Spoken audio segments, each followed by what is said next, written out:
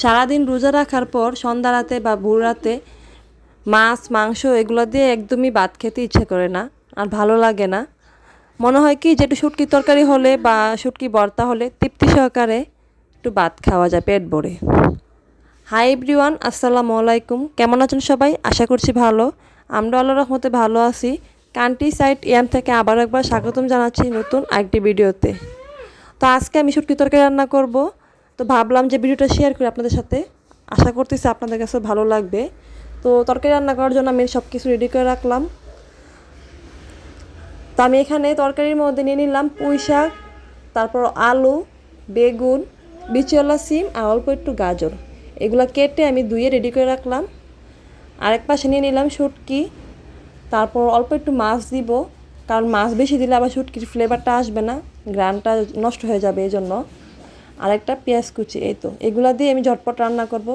তো দেখতে থাকেন, বাকি ভিডিওটা দেখলেই বুঝতে পারবেন যে আমি কীভাবে এই মজাদার শুটকি তরকারি রান্না করি।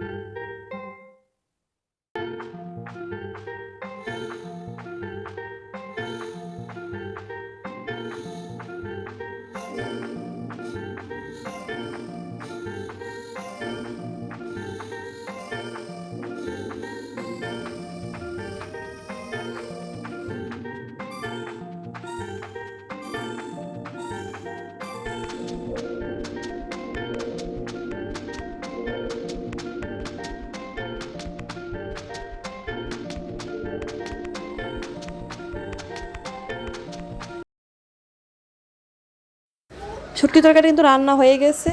দেখতে কিন্তু খুবই লোভনীয় লাগতেছে, আর সত্যি খুবই মজা হয়েছে তরকারিটা। আমি একদম পেট ভরে তৃপ্তি সহকারে খেলাম বুড়াতে। তো আশা করতেছি আজকে ভিডিওটা আপনাদের কাছে ভালো লাগবে, আর ভালো লাগলে অবশ্যই একটা লাইক আর একটা সাবস্ক্রাইব করে দিবেন। আর কে কে শুটকি তরকারি পছন্দ করেন সবাই একটু কমেন্ট করে জানাবেন। তো ভালো থাকবেন সবাই, আল্লাহ হাফেজ।